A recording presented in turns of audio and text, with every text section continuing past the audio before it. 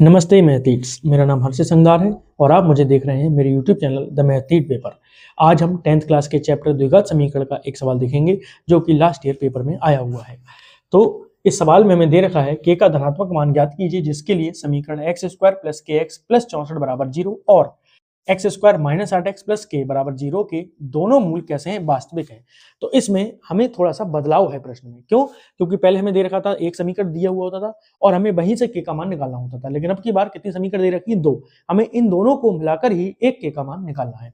तो चलिए हम निकालते हैं इस k के मान को। तो k का मान निकालने के लिए सबसे पहले हम क्या करेंगे, एक एक करके दोनों समीकरणों को उठाएंगे। तो सबसे पहले मैंने जो समीकरण लिखा है वो कौन सा लिखा है, x² + kx + 64 = 0। ठीक है, और इस समीकरण को हम यहाँ पर क्या करेंगे, इसकी तुलना करेंगे। तुलना किससे करते हैं? जो एक व्यापक समीकरण होता है द्विघात समीकरण, कौन सा भाई? तो हम यहाँ पर लिखेंगे समीकरण की तुलना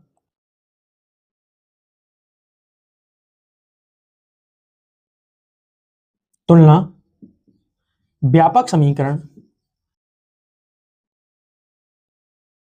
ax² + bx + c = 0 से करने पर। तो हम इस समीकरण से इसकी तुलना करते हैं और तुलना करने पर हम यहाँ पर मान प्राप्त करेंगे किस किस का, a का मान। a की x, a क्या है, x² का गुणक, और यहाँ पर x² का गुणक कितना है, 1 है ना, तो 1 ही, कुछ नहीं है तो 1 लिखा है। ठीक है, a की वैल्यू आ गई।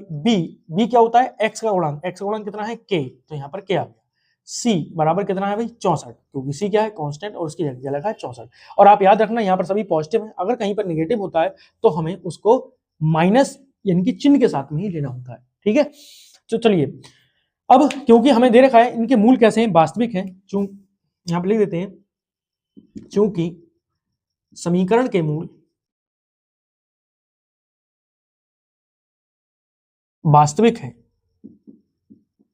और मूल वास्तविक कब होते हैं भाई बताओ, जब b² - 4ac इसका जो मान हो वो 0 से बड़ा हो या 0 के बराबर। दोनों ही कंडीशन में मूल कैसे होते हैं, वास्तविक होते हैं।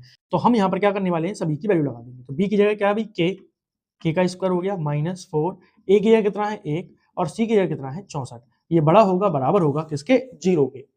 आगे देखिए भाई, k² माइनस, इनकी गुणा कर देते हैं, 4 चौक 16 और 4 छंग 24, तो ये 16, 4 छंग 24 और 1 25, तो 256 आ गए। और ये हमारे बराबर किसके है, 0 के। 256 इधर जाएंगे तो ये किसके भाई, प्लस प्लस के हो जाएंगे, तो ये हो जाएगा k² बड़ा होगा, बराबर होगा किसके, 256 के। ठीक, यहाँ से मैं k से स्क्वायर अगर हटाऊंगा तो यहाँ पर क्या लग जाएगा भाई, रूट लग जाएगा। रूट लगेगा तो किसका चिन्ह आता है, प्लस माइनस दोनों का, तो ये हो जाएगा अंडर रूट में 256। और अंडर रूट 256 का मान कितना होता है भाई बताओ, तो अंडर रूट 256 का जो मान होता है वो क्या होता है, 16 है ना, तो ये आएगा +-16। लेकिन याद रखना ये प्लस माइनस है, ठीक है। और इसको देखिए, जब आप 11th क्लास में आएंगे तो हम पढ़ेंगे कि ये जो है वो हमारी क्या है, रैखिक असमीकाएं कहलाती हैं। इनको बोलते हैं असमीका, क्योंकि अभी आपने वो सब नहीं पढ़ा है तो मैं इसको समीकरण ही बोल देता हूँ। मैं इसको बोल देता हूँ समीकरण नंबर 1। तो चलिए अब अगले समीकरण की बारी आती है। अगला जो हमें समीकरण दे रखा है वो कितना दे रखा है भाई, x² - के 8x प्लस का के बराबर में 0। जो काम यहां करा था वही काम हम वहां पर करने वाले हैं। हम यहां पर क्या लिख देंगे फिर से कि समीकरण की तुलना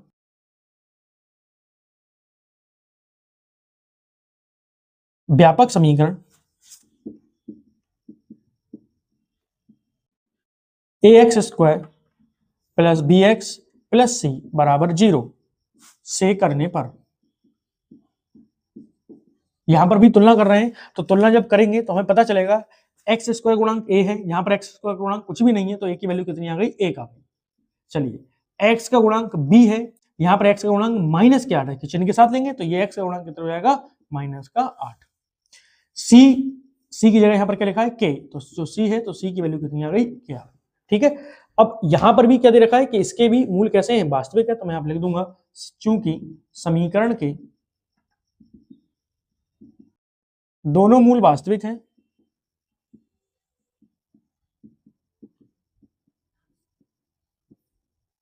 और जब इनके दोनों मूल वास्तविक हैं तो इसका मतलब फिर से वही बात हम लिखेंगे क्या, तो b² - 4ac का जो मान होगा वो हमारा 4ac का जो मान होगा वो हमारा बड़ा होगा किससे, 0 से।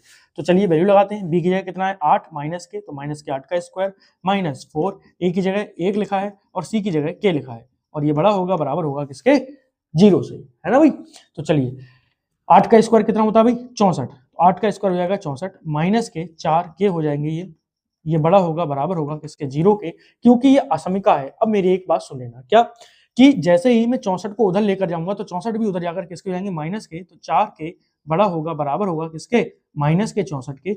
अब यहां से असमिका का एक नियम लागू होता है, क्या कि कभी भी अगर माइनस से किसी भी असमिका में गुणा की जाती है तो उसका चिन्ह बदल जाता है, बदलने का मतलब पलट जाएगा चिन्ह।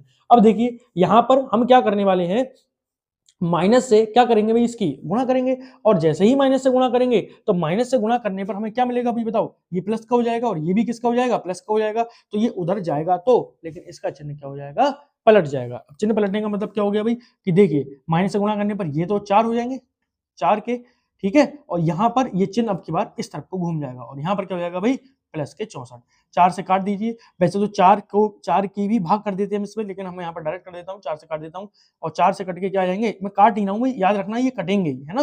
लेकिन असमिका में क्योंकि डायरेक्ट नहीं कटते हैं तो मैं डायरेक्ट ऐसे ही करने वाला हूँ, क्या 4 से काटेंगे तो 16 चौक 64 होता है, तो के की जो वैल्यू आ जाएगी वो कितनी आ जाएगी 16 आ जाएगी, है ना। अब जरा देखिए हम यहाँ पर अपनी दोनों असमिकाओं यानी कि दोनों समीकरण को देखते हैं, ये समीकरण नंबर हमारी कितनी हो गई 2 हो गई। अब जब इनको दोनों को देख रहे हैं तो देखो यहाँ पर जो के की वैल्यू है वो बड़ी है किससे भाई, प्लस माइनस 16 से, ठीक है, यानी ये जो वैल्यू आ रही है वो कितनी आ रही है प्लस माइनस 16 आ रही है, यहाँ पर जो वैल्यू है वो कितनी है 16 है।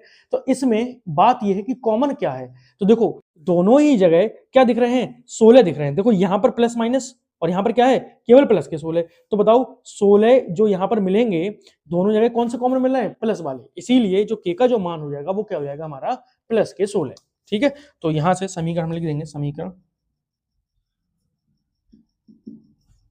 1 व 2 से, क्योंकि 16 जो है वो दोनों मान है, इसमें भी 16 आ रहा है, इसमें भी प्लस के 16 और इसमें भी प्लस के 16, तो हमारा जो आंसर हो गया वो क्या हो गया प्लस के 16 हो गया। अगर यहाँ पर भी माइनस के 16 होते, यहाँ पर भी माइनस के 16 होते तो आंसर क्या हो जाता माइनस के 16, है ना, कॉमन वैल्यू जो है वो ली जाएगी, के का मान जो आ जाएगा वो कितना आ जाएगा 16 आ जाएगा, ठीक है। तो इस प्रकार से इस प्रश्न का हमने आंसर निकाल लिया है।